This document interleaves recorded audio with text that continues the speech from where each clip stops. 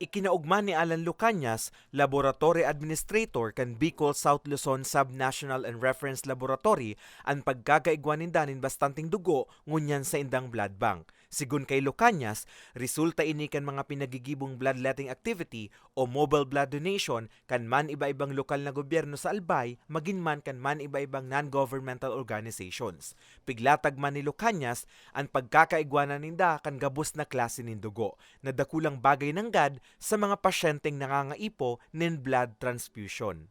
Nag-stabilize na yung ating blood supplies kasi nag-start na rin po yung ating mga communities na magkaroon ng mobile blood donations.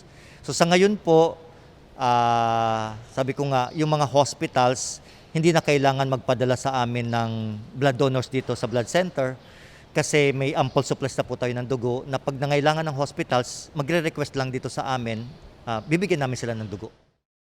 Sa datos, 4 na ospital na sa Albay ang natawan nila ng supply ng dugo, asin 7 pang ospital sa probinsya ang nakatalaan pang matawanan.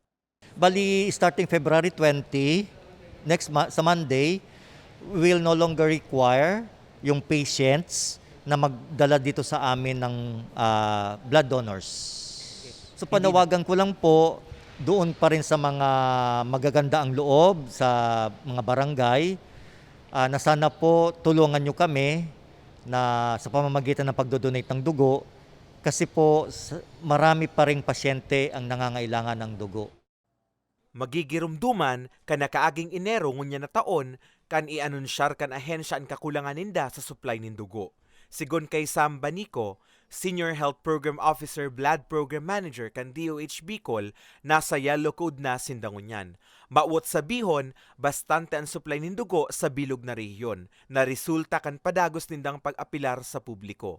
Sa kunyan nga ni po, ang gusto ta, mainganyar na gabos po talaga, mahita itong target ta na 1% at mahigitan ta pa ang koleksyon, nga ring masigurado ta po na every time na mga ngipuhan kitang dugo ay available po.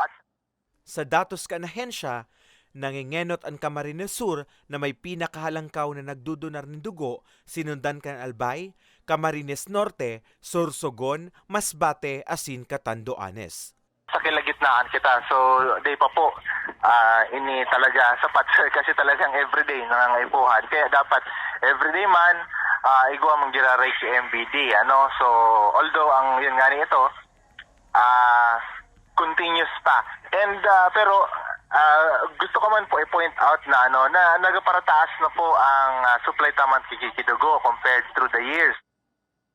Sa ibong kaini, sigun kay Banico, bako ini rason ngani maging kampante sinda, urug pa tadakul na mga ospital sa riyon ang naga-upgrade kan sa indang mga pasilidad, kaya nagdadakol man ang demand sa supply nin dugo. Huli kaini, laom kan departamento, lugod da magsawa ang publiko sa pagpapaabot sa indanin suporta, lalo na sa mga pigkukundusir nindang mobile blood donation, urug na takada bag nin dugo, sarong buhay ang maisasalbar. Para sa mga Baretang Tatak Bicol, Carmelo Balya.